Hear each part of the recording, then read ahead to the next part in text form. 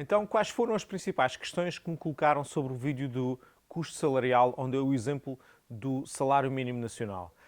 Uma das questões que colocaram foi se devemos dividir o salário líquido anual por 14 ou por 12 meses. Houve várias pessoas que a isto fez muita confusão, porque as pessoas estão habituadas a receber 14 meses ao ano, portanto o subsídio de Natal e de férias, e isso fez alguma confusão se devemos dividir por 14 ou por 12 para calcular o verdadeiro valor líquido por mês. É porque se dividirmos por 14 o valor, em vez de ser os 700 e tal euros que nós falamos, vão ser 600 e tal, mas a verdade é que no final do ano, quer eu receba com duodécimos ou quer eu receba com o subsídio de Natal e de férias à parte, o valor líquido anual vai ser o mesmo. Então, se eu quiser saber o valor com duodécimos, eu vou dividir por 12. Se eu quiser saber quanto é que eu recebo, se for, portanto, nos meses em que não tenho subsídio de Natal e de férias, eu divido por 14, sendo que depois, em novembro, somo mais um salário e, se não tenho erro, em junho, somo outro salário correspondente ao subsídio de férias e ao subsídio de Natal. Portanto, espero ter esclarecido. O importante aqui é ver o valor líquido anual, que é aquele que o colaborador recebe efetivamente, e depois, se eu quiser saber com duodécimos, divido por 12. Se eu quiser saber com o subsídio de Natal e subsídio de férias à parte, divido por 14.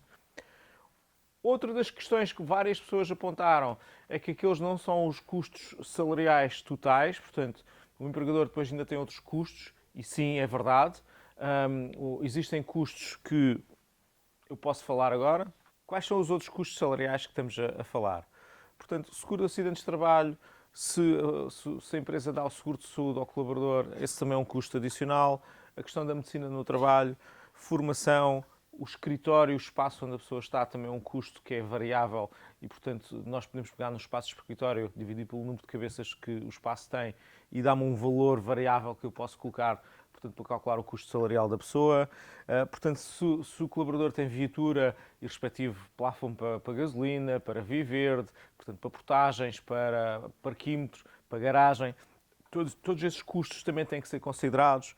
Portanto, a questão dos equipamentos, se o colaborador tem portátil, se tem telemóvel, se tem um monitor extra, portanto, todos os equipamentos que o colaborador tem que ter também têm que ser considerados. A mesma coisa nas telecomunicações, vai ter ou não vai ter telecomunicações. Outros impostos, eu sei que existe o FCGA, portanto, que é o outro imposto que existe sobre o rendimento, mas que, a meu ver, não era útil aqui para a discussão. Mas sim, existem estes custos todos. Aquilo que nós fazemos na Rupial é normalizar estes custos, portanto, tentar arranjar uma mensalidade. No nosso caso, o valor que nós temos é mais ou menos 50 euros a mais por mês, portanto, e já cobre tudo isto.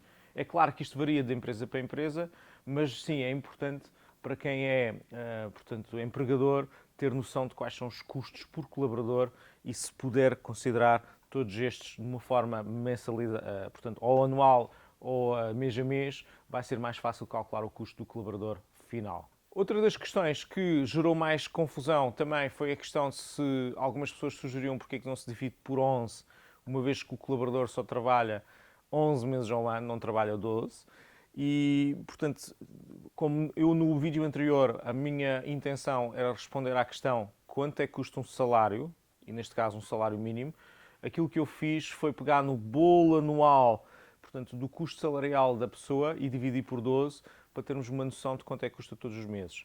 Todavia, se a minha intenção for responder à pergunta qual é que é o custo que eu tenho de produção para, ao fim e ao cabo, depois definir os meus preços para vender aos meus clientes, então sim, eu devo dividir o bolo anual da massa salarial por 11 e isso vai-me dar o valor que eu vou ter que, portanto, por mês cobrir, que é para pelo menos ter margem suficiente para sobreviver no meu negócio. Outro que não se falou aqui tem a ver com os custos de saída. Portanto, quando um colaborador já faz, portanto, já fez pelo menos, passou 2 vezes um ano na empresa, portanto, já tem pelo menos 2 anos na empresa, quando ele sair, mesmo que saia amigavelmente e mesmo que saia pelo seu próprio pé, nós vamos ter pelo menos mais um salário de férias que vamos ter que pagar e é um 15º mês que nós temos de ter em conta quando ele sai. Isto só acontece quando ele sai e eu não achei que era útil, portanto, para a discussão do vídeo anterior, mas sim, temos de ter em conta que se o colaborador estiver nessas condições e decidir sair, vamos ter que pagar mais um salário, portanto, de custo adicional.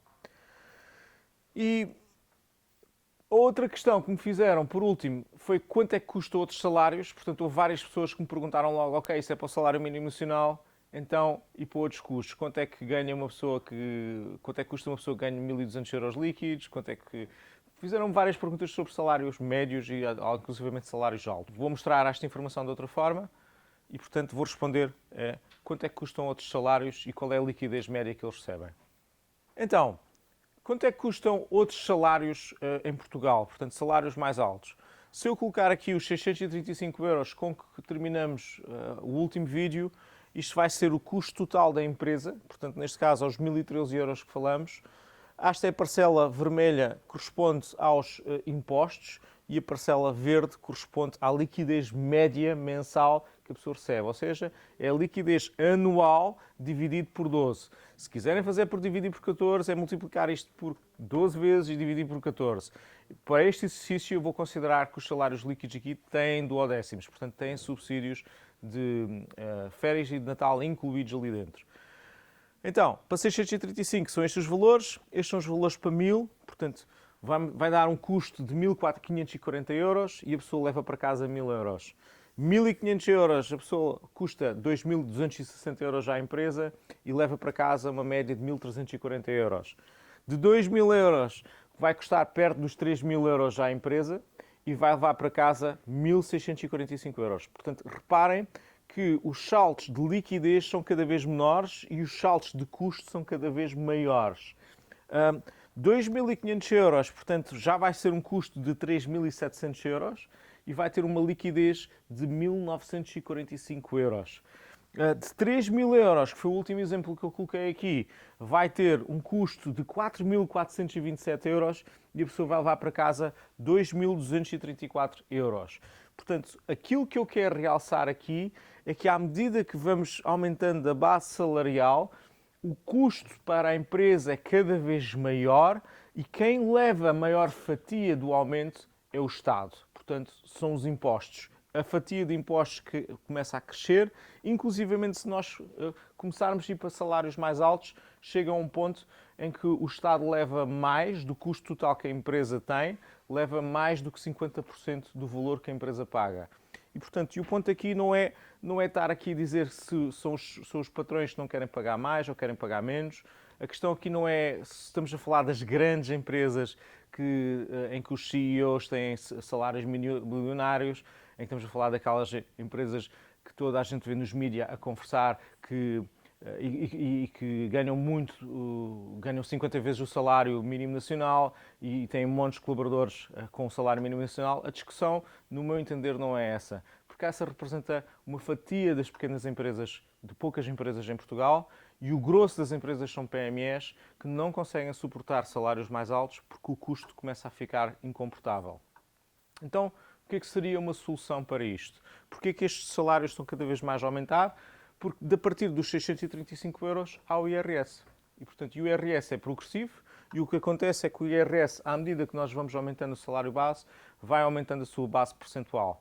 Se o IRS fosse um percentual fixo, portanto, na mesma, quem ganha mais paga mais, porque um percentual sobre um valor de base maior vai ser um valor maior, mas como o IRS é progressivo, e portanto, se eu aqui provavelmente pago 17%, e à medida que vou andando vou pagando 20%, 30%, até aos 40%, 50%, se não estou em erro, o escalão máximo é 52,5%, o que vai acontecer é que esta base vai ficando maior.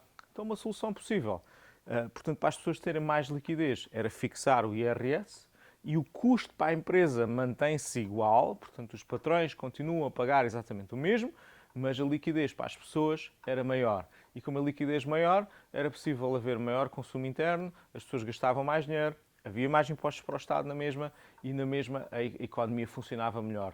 Se provavelmente haveria maior capacidade de compra, a economia era mais forte e haveriam mais empresas a conseguir empregar com outros salários. Portanto, no meu entender, o que é importante aqui realçar é qual é que é o custo para a empresa e qual é que é a fatia que a pessoa leva para casa, qual é que é a fatia de impostos que pagamos e, portanto, para as pequenas empresas que estão a ver isto, tenham em conta qual é que é o custo efetivo do salário, porque isso vai determinar se têm sucesso ou não nas suas empresas e se vão ter se vão assumir a responsabilidade de contratar alguém, têm que ter bem consciência de quanto é que isso custa e qual é o valor que têm que fazer de faturação para conseguir suportar esse salário ao longo do tempo.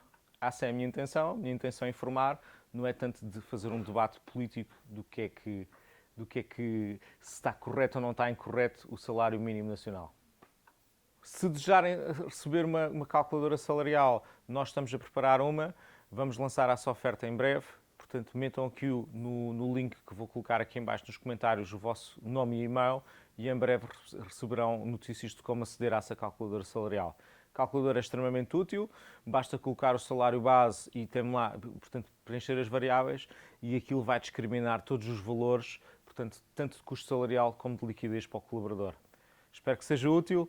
Coloquem aqui nos comentários as vossas dúvidas e se houver mais dúvidas sobre este tema, eu voltarei a responder. Obrigado.